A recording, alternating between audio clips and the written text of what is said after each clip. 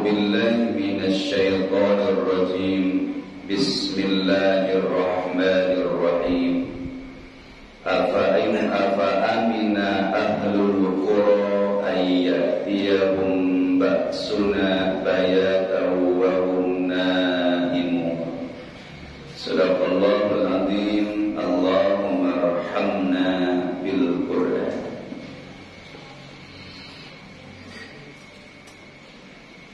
Sahabat sekalian yang dimuliakan Allah Subhanahu wa taala, alhamdulillah di hari yang ke-11 di bulan Ramadan, berarti kita masuk ke penggalan kedua, hari-hari waktu-waktu yang akan diturunkan oleh Allah Subhanahu wa taala maghfirahnya kepada kita.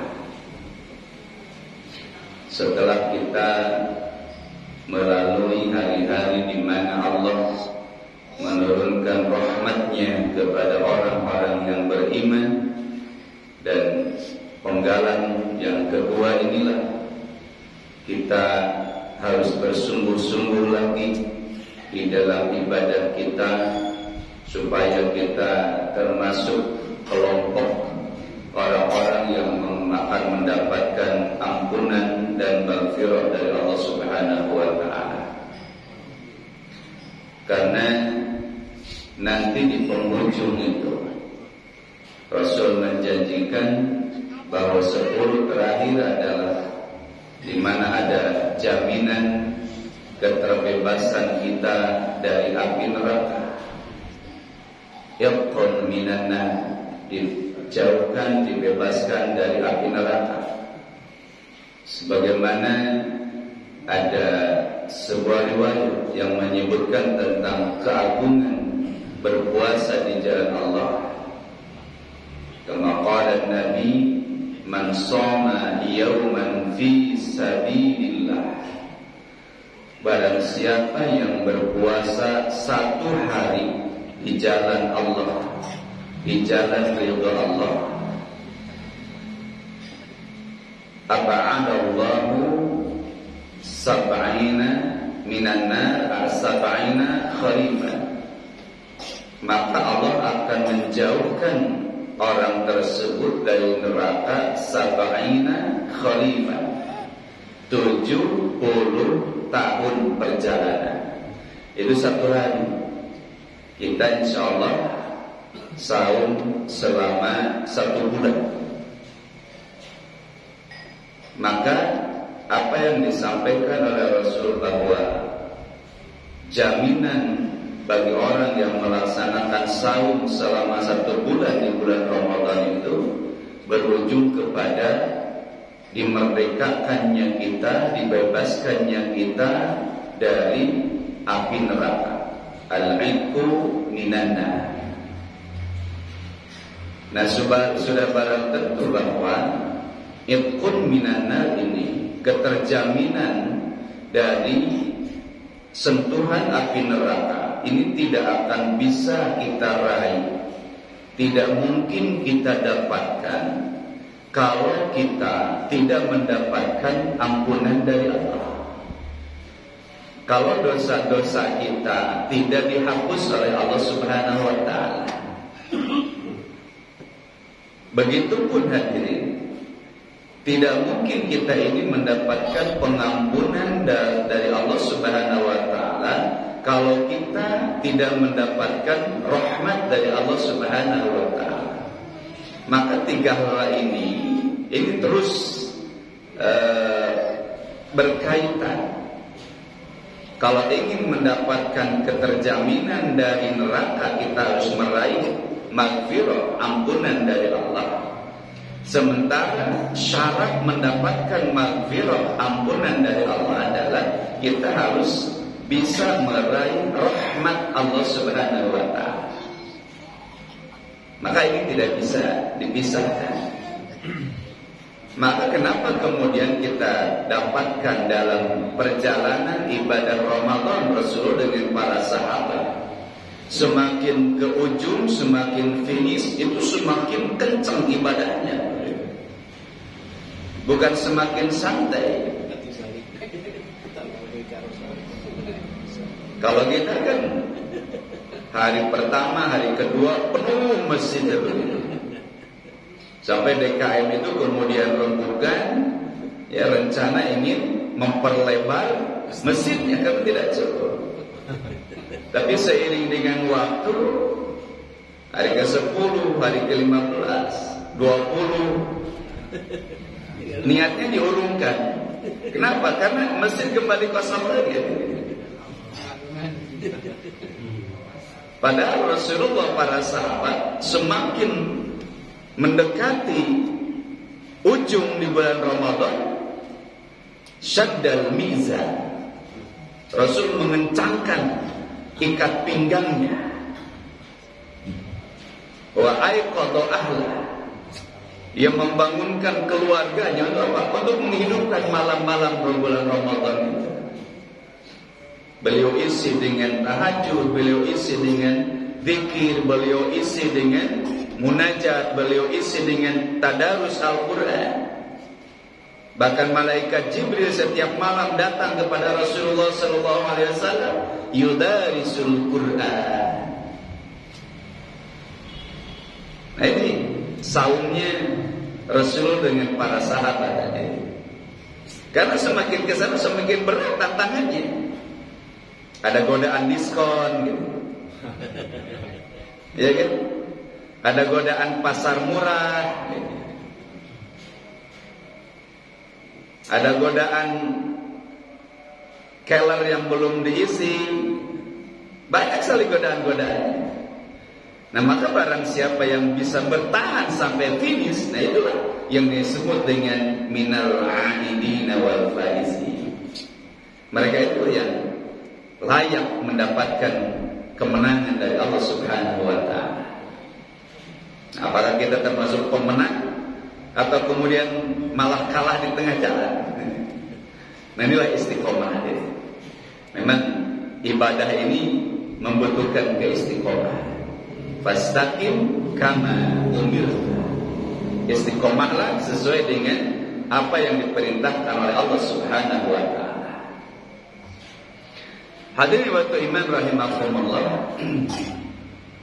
Kemarin ada ungkapan dari sahabat Ali radhiyallahu anhu tentang pentingnya ilmu menghiasi diri kita. Bahwa hati itu ibarat bejana yang harus diisi dengan ilmu. Nah, hati ini akan menerima ketika kita diisi dengan ilmu, dengan pengajaran-pengajaran, manakala hati kita ini seperti bejana yang bersih. Maka di dalam kitab Tadhkiratus Sami wal Muta'allimin atau wal Mutakallim, jadi ini adab-adab orang penuntut ilmu dan yang mengajarkan ilmu. Ini disebutkan di dalam adab seorang pencari ilmu terhadap dirinya. Yang pertama kata beliau, hendaklah kita ketika mencari ilmu, hal pokok, hal penting yang harus kita usahakan adalah membersihkan hati kita, membersihkan bejana kita, membersihkan wadahnya, supaya kemudian ilmu itu mau masuk ke dalam hati kita.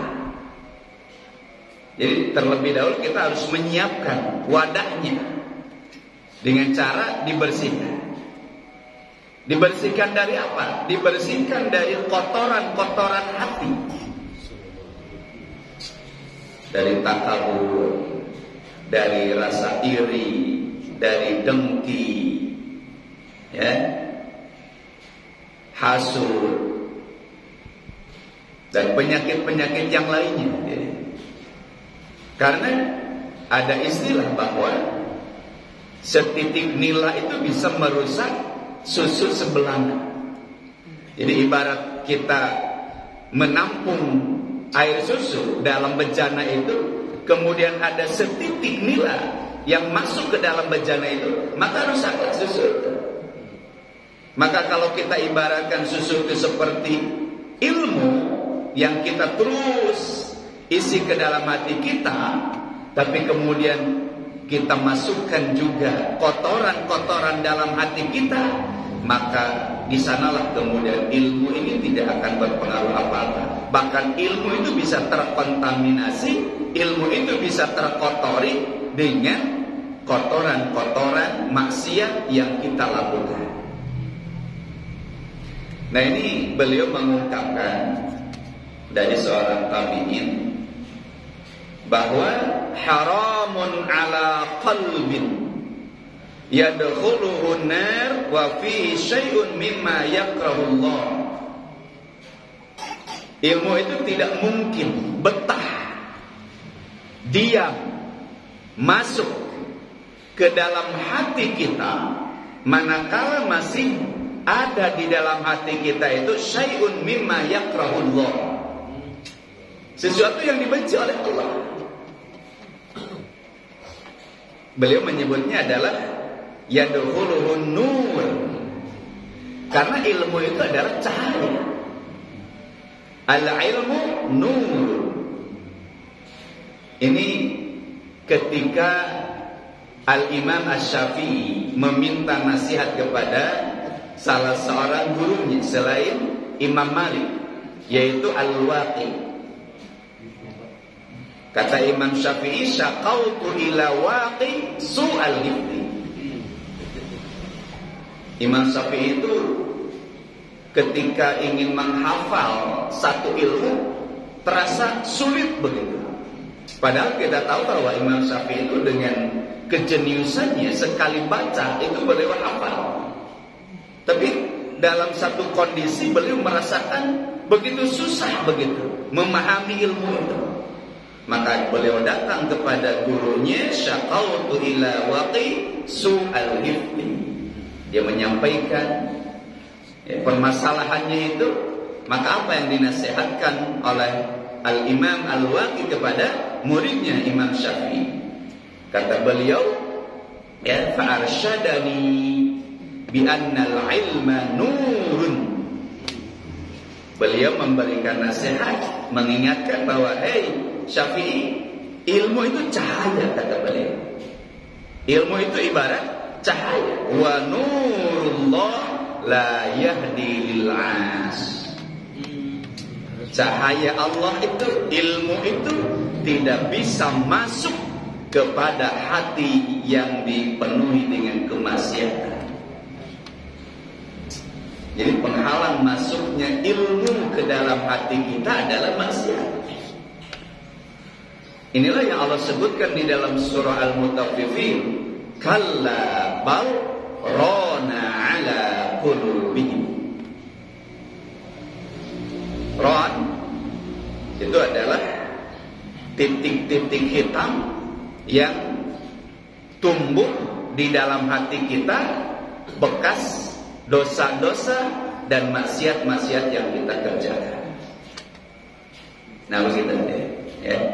Jadi bagi kita para pencari ilmu, supaya ilmu itu kemudian masuk ke dalam hati kita, yang kemudian akan melahirkan kebaikan-kebaikan dalam hidup kita, maka kita harus menyiapkan bencana itu dengan cara membersihkannya.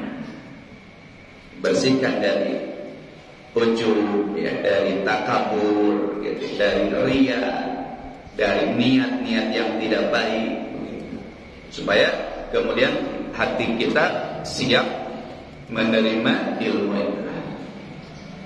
Hadirin wa iman rahimakumullah, kita lanjutkan tadabbur Al-Quran kita. Masih surah Al-A'raf, ini sudah masuk ke juz yang ke-9. ayat 97 sampai ayat 102 tentang peringatan Allah, ya, bahwa kita tidak boleh merasa tenang, tentram dengan azab Allah yang akan datang secara tiba-tiba. Jadi kita harus selalu memiliki kewaspadaan, ya, yaitu dengan menjaga iman kita, menjaga ketaatan kita, menjaga amal saleh kita. A'udzu billahi minasyaitonir rajim. Bismillahirrahmanirrahim.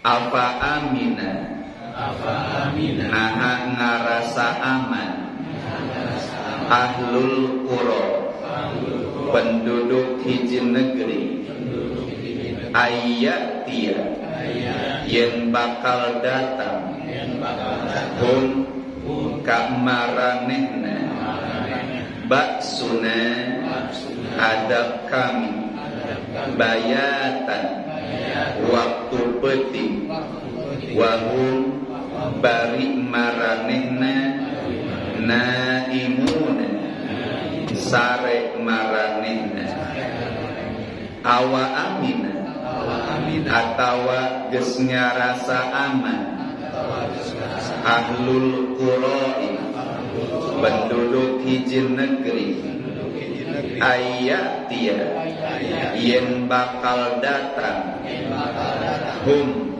ka maranehna baksuna adab kami duha wanci isuk-isuk wahum bari maranehna yal'abuna ulin maranehna afa aminu naha ngarasa aman maranehna makrallah tina makar Allah fala maka henteu yakman ngarasa aman makrallahi kana makar Allah illa kajaba al qaum hiji kaum al khasiruna anu rarugi awalan lain henteu yahdi tos maparin pituduh tegasna Allah lilladina kaanu yarisuna ngawaris maranehna al ardo kahirupan di bumi min ba'di disabada ahliha pendudukna alau nasya'u estu lamun aman tenang ngeresakeun asobna bakal ngenakeun kami hum kamaranehna bidunubihim kulantaran dosa-dosa maranehna wa natba'u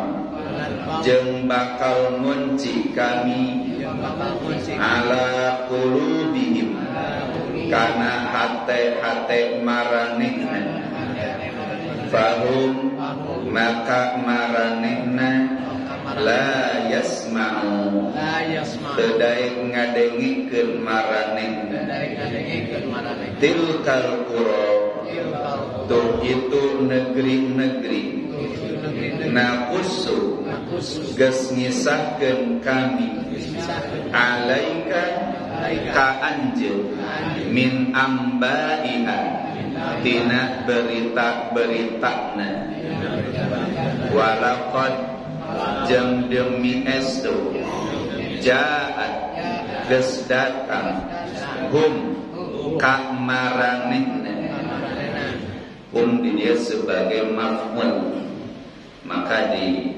payunan ku ka maranehna dan negaskeun posisi sebagai maf'ul. Mana fa'ilna rusuluhum utusan-utusan ka maranehna bil bayyinati katerangan famakan maka henteu kabuktian liyu'minu bikin iman maranehna bima usabab kadzabu geus ngabohongkeun maranehna min qablu tisamemehna kadzalika saperti kitu ya qobang geus ngacap Allah geus ngunci Allah Allahu Gusti Allah ala qulubin kana hate-hate al kafirina anu kafir wa ma wajadna jeung teu mangihan kami li aksarihim pikeun kalolobaan maranehna min ahdin tina janji wa iwajadna jeung mangihan jeung estu mangihan kami aksarahu kalolobaan maranehna lafasiqina anu farase. Hadirin rahimakumullah, setelah Allah subhanahu wa ta'ala menjelaskan kemarin tentang hukuman yang Allah turunkan kepada orang-orang yang tidak mau mengikuti dakwah, mengikuti seruan, mengikuti ajakan para nabi, para rasul yang diutus oleh Allah subhanahu wa ta'ala. Allah menjelaskan berbagai macam hukuman, berbagai macam adab. Ada angin yang kencang, ada gempa, ya. Kemudian ada juga ditenggelamkan, dan berbagai macam hukuman-hukuman dari Allah yang ini merupakan sunnatullah. Ini adalah ketetapan dari Allah subhanahu wa ta'ala, bahwa barang siapa yang menentang terhadap aturan Allah, menentang terhadap ajaran Allah, itu pasti akan meraih, pasti akan merasakan kehancuran, kebinasaan, baik di dunia ataupun di akhirat. Nah, ini disampaikan oleh baginda Rasulullah Sallallahu Alaihi Wasallam kepada kaumnya, kepada Quraisy pada saat itu, kepada orang-orang Arab pada saat itu, supaya apa? La'allahum yadarrun, la'allahum yatadzakkarun, la'allahum yarji'un, kata Allah, supaya mereka kemudian mau tunduk kepada aturan Allah, supaya mereka mau mengambil pelajaran dari kisah-kisah tersebut, bahwa hukum Allah itu akan berlaku sepanjang masa. Walan tajida li sunnatillahi tabdila. Sungguh tidak akan terjadi perubahan terhadap ketentuan-ketentuan Allah. Nah, di antara ketentuan Allah itu adalah Allah akan menghukum, Allah akan membalas perbuatan manusia sesuai dengan apa yang dilakukan oleh manusia. Karena mustahil Allah itu bersifat zalim. Ya. Nah, kemudian di dalam ayat ini hadirin, Allah menjelaskan tentang kita ini harus merasa hati-hati, memiliki kehati-hatian, memiliki kewaspadaan akan turunnya azab dari Allah subhanahu wa ta'ala, yang itu bisa datang dan terjadi kapan saja tanpa kita sadari, tanpa kita ketahui sebelumnya. Kata Allah, afa amina ahlul qura ayyatiyahum ba'suna bayata wa hum naimun. Bisa jadi bahwa Allah menurunkan azab itu di saat kita terlelap tidur. Bayatan, waktu malam, ketika kita istirahat, ketika kita terlelap tidur, tiba-tiba Allah menurunkan azabnya.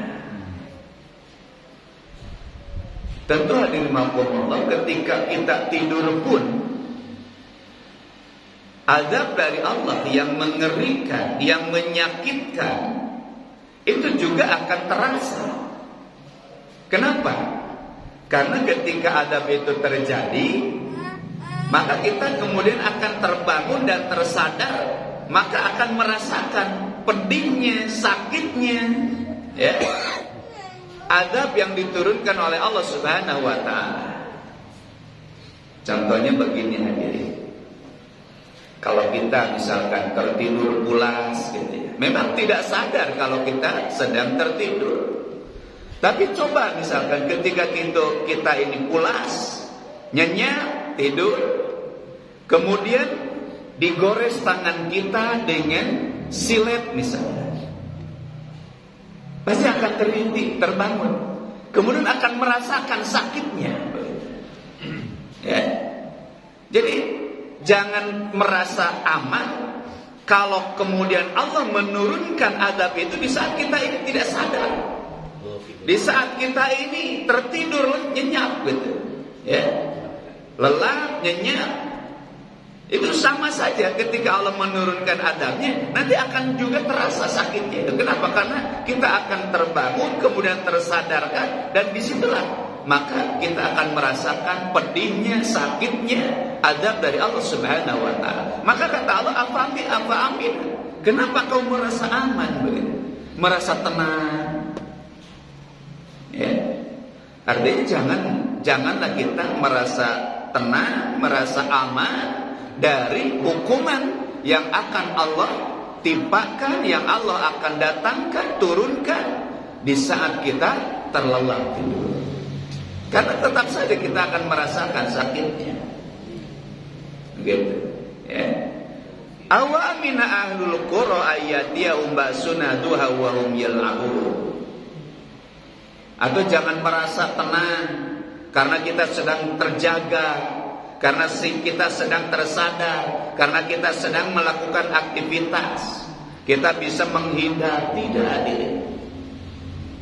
Ketika Allah menurunkan azab itu di waktu pagi, mungkin kita sedang olahraga, mungkin kita sedang beraktivitas di sawah, atau ada yang di pasar, atau ada yang di kantor, atau masih di rumah misalkan beres-beres.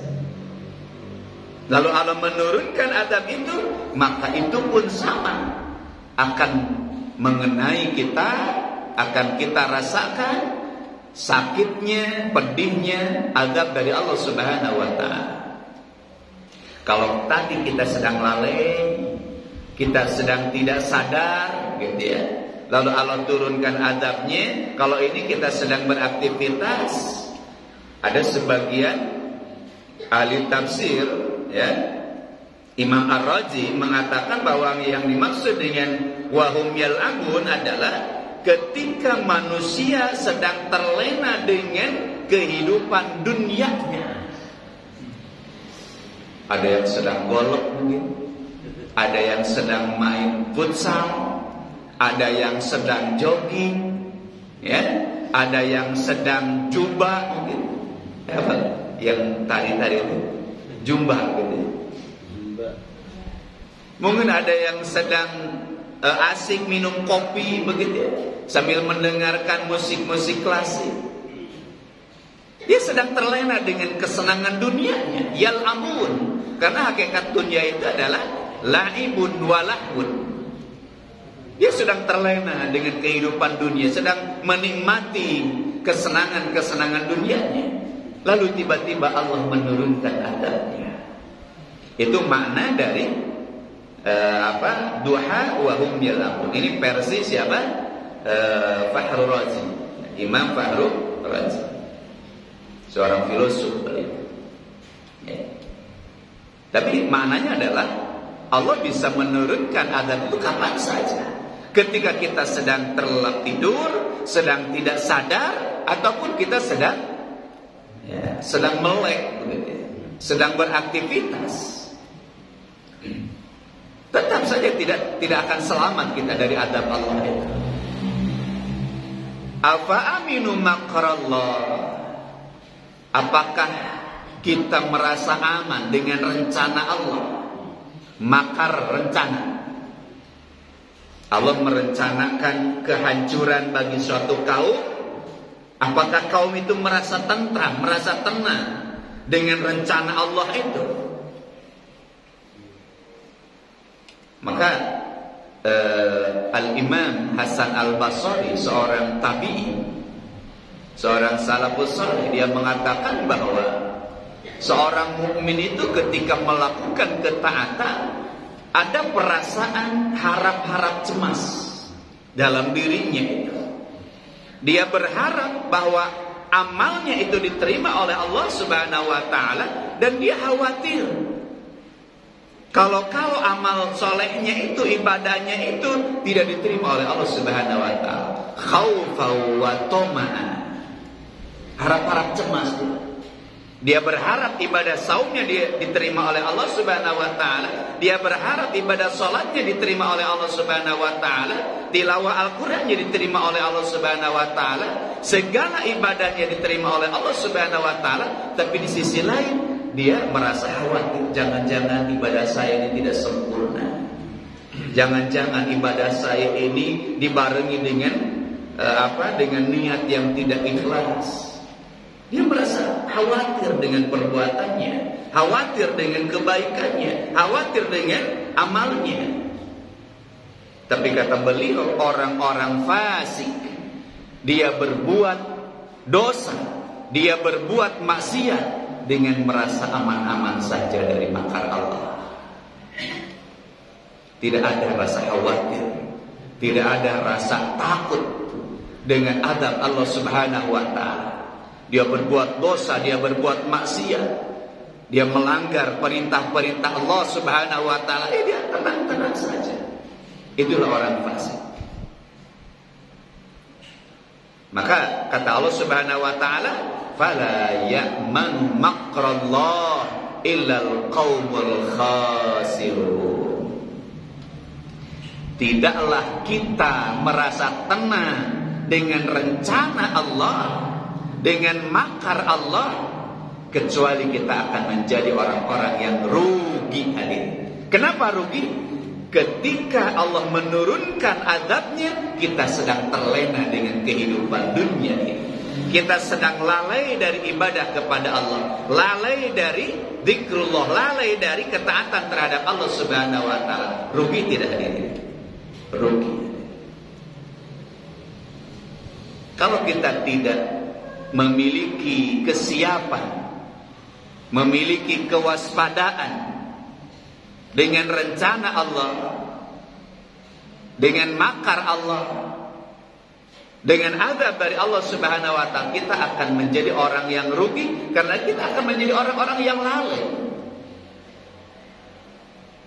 Lalai dari ibadah-ibadah kepada Allah Subhanahu wa taala. Begitu. Ya. Padahal kata Allah Subhanahu wa taala, awalam yahdi lil ladzina yarisunal arda min ba'di ahliha allau nasya'u asabnahum bidunubihim. Padahal Allah Subhanahu wa taala, Rasulnya itu sudah menerangkan, membimbing, menunjukkan kepada orang-orang yang mewarisi dunia ini, kehidupan ini, karena dunia ini akan terus diwariskan oleh Allah Subhanahu wa taala. Fa khalafa min ba'dihim khalfun. Jadi manusia itu silih berganti hadirin. Habis kaum Nabi Nuh berganti dengan kaum Nabi Hud. Ya, Nabi siapa? Ya, Nabi Hud kembali. Kemudian berganti dengan Nabi Saleh, kemudian Nabi Lut, kemudian Nabi Syuaib. Dan terus seperti itu. Kata Allah di dalam ayat lain menyebutkan wa tilkal ayyam nudawiluha bainan nas. Sejarah itu Allah pergilirkan. Hilang satu generasi, datang generasi yang lain. Hilang satu umat, datang umat yang lain. Begitulah kehidupan ini. Sampai kemudian datangnya ketetapan Allah Subhanahu wa taala yaumul qiyamah. Selesai kehidupan ini. Selama belum terjadinya kiamat, maka Allah akan pergilirkan kehidupan ini dari generasi ke generasi, dari satu umat kepada umat yang lain. Ini makna daripada kalimat yarisun, kata Allah. Ya, ya Allah wariskan bumi ini kepada manusia, kepada generasi demi generasi. Ada generasi yang baik penggantinya, tapi ada juga generasi yang lebih buruk dari sebelumnya. Nah, tadi dalam ayat tadi Allah menyebutkan fa khalafa min ba'dihim khalfun adha'us shalah wattaba'us syahawat. Ada generasi yang muncul berikutnya itu justru lebih buruk dari generasi sebelumnya. Mereka lebih meninggalkan perintah-perintah Allah. Adha'us shalah, mereka menyia-nyiakan salat. Wattaba'us syahawat, mereka mengikuti nafsu, keinginan dirinya. Berarti lebih buruk dari sebelumnya. Ya. Nah, ini yang disebutkan juga oleh Allah, ya ayyuhalladzina amanu may yartadda minkum an dini. Ada orang yang kemudian setelah baik, setelah Allah tunjukkan malah murtad. Nah, tapi ayat berikutnya disebutkan fasawfa ya'tillah biqaumin yuhibbuhum wa yuhibbuna.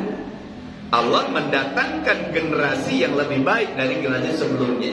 Nah, ini ada seperti itu dalam kehidupan itu. Terkadang generasi setelahnya itu lebih baik dari generasi sebelumnya, juga terkadang justru lebih buruk, begitu. Begitulah kehidupan.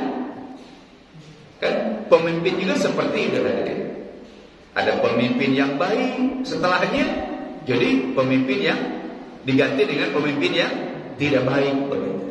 Atau sebaliknya, yang tadinya tidak baik, generasi itu muncul generasi yang pemimpin yang baik. Nah, itulah kehidupan hadirin. Ya kan, seperti itu kehidupan ini. Silih berganti. Maka nggak usah heran kalau kita sekarang kok begini pemimpinnya, diam aja. Karena seperti itu kehidupan ini akan terus berganti. Watil kalaya nudawiluha bainan nas. Baiknya pemimpin ujian bagi kita. Mau nggak taat kepadanya? Buruknya pemimpin juga ujian bagi kita. Mau nggak bersabar bersama pemimpin yang buruk itu? Ya, jadi semuanya itu bagi muslim itu kan baik. Ya, diberikan pemimpin yang zalim, dia bersabar, baik baginya. Diberikan pemimpin yang baik, dia bersyukur, taat, itulah kebaikan juga. Nggak ada yang buruk bagi seorang mukmin. Nah, kata Allah Subhanahu wa ta'ala, awalam yadi lil ladzina yarisunal arda min ba'di ahliha allau nasya'a asabnahum bidunubihim. Kalau Allah mau, Allah akan binasakan mereka itu. Dengan apa? Bidunubihim. Jadi Allah akan menghukum manusia itu berdasarkan dosa-dosa yang dikerjakannya. Bukan kezaliman Allah, bukan Allah menganiaya manusia, hambanya, tidak. Karena itu perbuatan kita sendiri, kesalahan kita sendiri, keburukan kita sendiri. Gitu. Ya, bidunubihim. Jadi adab dengan apa? Dengan dihancurkan, dibinasakan, ya. Atau ada juga adab yang lebih dahsyat tadi dari kehancuran itu, daripada banjir, daripada gempa, ya, daripada angin topan, begitu. Ada justru hukuman yang lebih mengerikan. Apa itu? Wa natba'u ala qulubihim fahum la yasma'un. Dikuncinya hati kita oleh Allah Subhanahu wa ta'ala. Itu hukuman yang lebih dahsyat daripada banjir atau gempa atau angin ribut dan sebagainya. Kenapa hadirin? Karena kalau Allah mendatangkan azabnya berupa kerusakan. Bisa jadi ketika hati kita ini masih ada kebaikan, kemudian kita akan tersadarkan. Maka kita akan kembali kepada kebenaran, kembali kepada aturan Allah. Tapi kalau hatinya yang dihukum oleh Allah Subhanahu wa taala, maka apapun azab yang turun dari Allah Subhanahu wa taala tidak akan merubah diri kita. Dikirim belalang, tetap saja. Kan Firaun itu pernah dihukum oleh Allah dengan dikirim belalang. Kemudian ada juga banjir darah. Ada juga dikirim kodok begitu ya. Dofadi. Itu apa? Peringatan. Tapi apakah Firaun sadar? Tidak. Kenapa? Toba Allah ala qulubihim. Karena Allah sudah mengunci hati Firaun itu dengan bala tentara. Dan ini hadirin makumullah, hukuman dari Allah yang sangat mengerikan. Kalau hati kita yang dikunci oleh Allah Subhanahu wa taala. Maka ketika dibacakan ayat-ayat Allah, diingatkan dengan peristiwa-peristiwa yang telah terjadi kepada kaum-kaum terdahulu, itu tidak berpengaruh kepada diri kita. Tetap saja dalam kemaksiatan, tetap saja dalam dosa, tetap saja dalam kelalaian terhadap Allah Subhanahu wa taala. Ini kan lebih mengerikan tadi. Di dalam surah Al-Baqarah kan Allah sebutkan gitu. Ya. Fi qulubihim maradun fazadahumullahu marad. Ayat sebelumnya apa? Khatamallahu ala qulubihim. Allah mengunci hati orang-orang kafir itu. Allah mengunci hati orang-orang yang menyombongkan diri terhadap kebenaran. Dan ini sekali lagi ini adalah hukuman yang lebih dahsyat daripada gempa, tsunami, banjir, angin ribut dan sebagainya. Begitu. Ya. Maka ini kemudian disebutkan lagi di dalam ayat berikutnya nanti. Kata Allah, tilkal quruna qussu 'alaika min anba'ihim wa laqad ja'atum rusuluna bil bayyinati fama kanu liyu'minu bima kadzabu min qabl kadzalika yatba'ullah. Rasul telah menceritakan kisah-kisah Nabi Nuh, ya, kisah kaum 'Ad, kisah kaum Samud, kisah kaum Nabi Lut kepada penduduk Quraisy itu. Tapi apa yang terjadi? Mereka tidak bergeming dari kekufurannya. Mereka tidak berubah dari kemusyrikannya. Mereka tidak terpengaruh dari kejahiliaannya. Mereka tetap saja menolak dakwah Nabi Muhammad SAW. Padahal sudah disampaikan oleh Rasul itu, kisah-kisah itu supaya jadi apa? Supaya jadi pelajar. Tapi itu tidak berpengaruh hadirin. Ya. Walaqad ja'atum rusuluhum bil bayyinat. Padahal utusan Allah itu sudah menyampaikan kepada mereka keterangan-keterangan yang nyata. Dibacakan kisah-kisah itu, kemudian ditampakkan oleh mukjizat, oleh Allah mukjizat-mukjizat. Nabi Muhammad di Isra di Mi'rajkan, itu kan mukjizat. Tapi itu tidak mempengaruhi, tidak merubah kekufuran mereka, pengingkaran mereka terhadap kebenaran yang dibawa oleh Rasulullah SAW. Kenapa hadirin? Lihat kalimat berikutnya. Fama kanu liyu'minu bima kadzabu min qabl.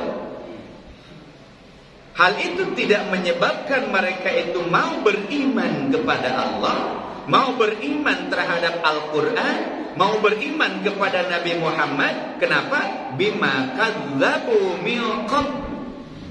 Karena memang sebelumnya itu mereka sudah mendustakan Nabi. Ayo mah tukang sihir sana Muhammad mah. Muhammad mah cuma ahli syair saja. Dia merekayasa ya kata-kata, kemudian disampaikan dan mengatakan ini adalah wahyu. Padahal itu cuma syair saja. Cuma puisi-puisi saja begitu. Cuma dongengan-dongengan saja.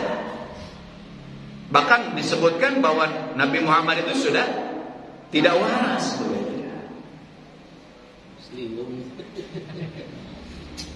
Itu kadzabu mereka, mendustakan Nabi Muhammad, menuduh bahwa Nabi Muhammad itu adalah penyebar berita palsu, penyebar berita bohong. Maka ketika dibacakan kepada mereka ayat-ayat Allah, disampaikan kepada mereka kisah orang-orang terdahulu, fama kanu liyu'minu, teu iman.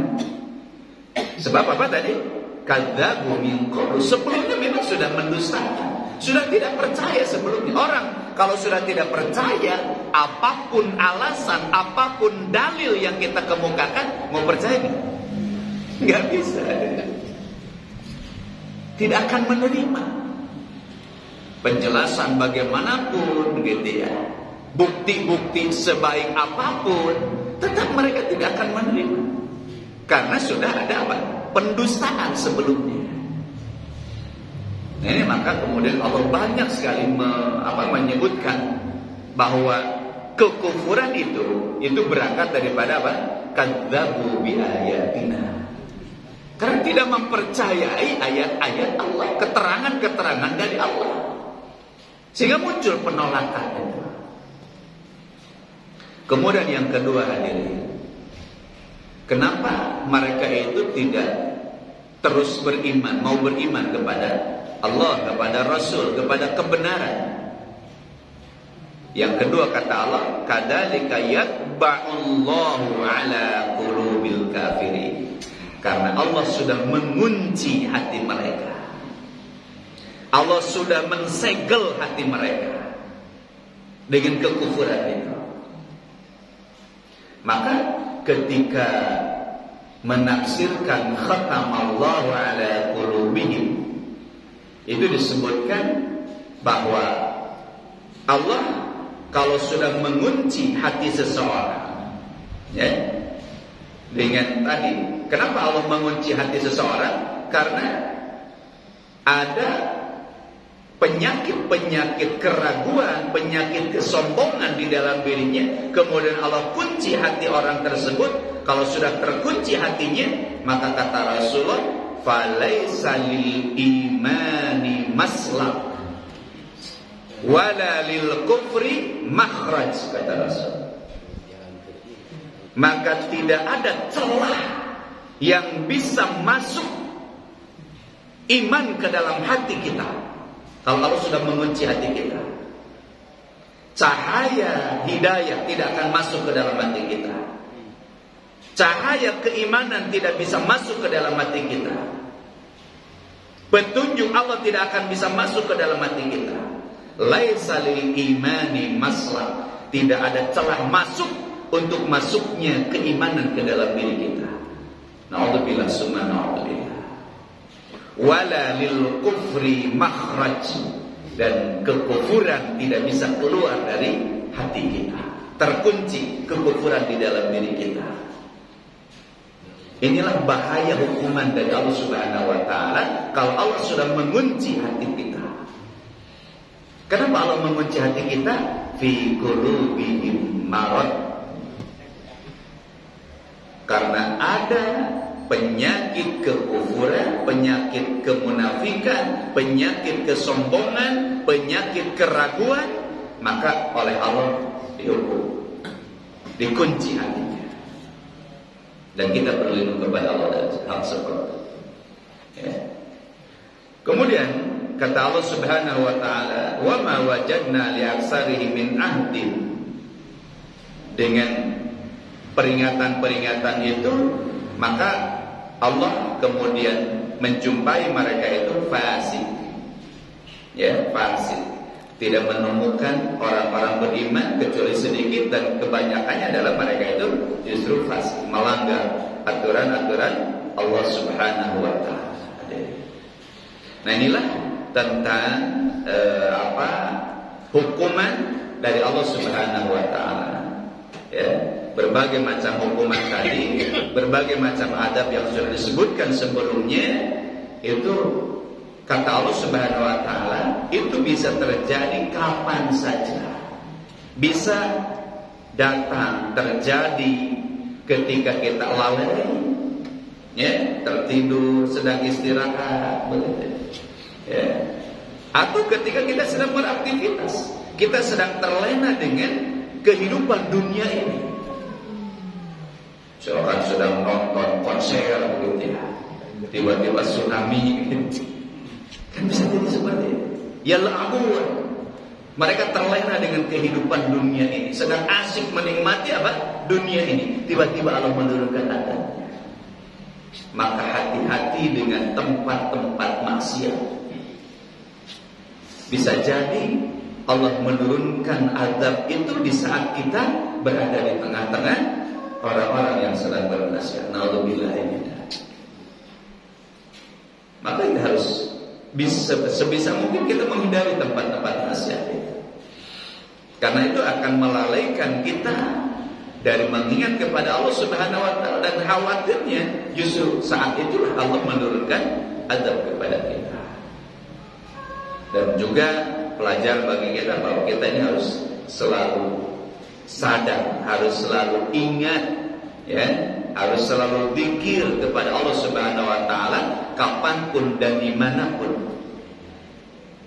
Karena bencana itu, musibah itu bisa terjadi kapan saja dan di mana saja. Ya, di antara musibah itu adalah kematian. Di antara hukuman Allah itu adalah kematian. Kematian. Hadirin rahimakumullah, pasti sedang nungguin pantun. Sengaja pantunnya diakhirkan. Pergi ke pantai hendak berenang, menanti terbit sang mentari. Kalau hidup ingin tenang, bersihkan hati dari penyakit iri. Di antara penyakit hati itu adalah ini, maka kita harus bersihkan itu, ya. Bersihkan hati kita dari penyakit iri, dengki, hasud, takabur, ya. Supaya hati kita ini dipenuhi dengan ilmu, dengan cahaya, dengan hidayah Allah Subhanahu wa taala. Hadirin jamaah rahimakumullah, ya, itu yang bisa kita bahas dalam kesempatan ini. Ya, billahi taufiq wal hidayah. Wassalamualaikum warahmatullahi wabarakatuh.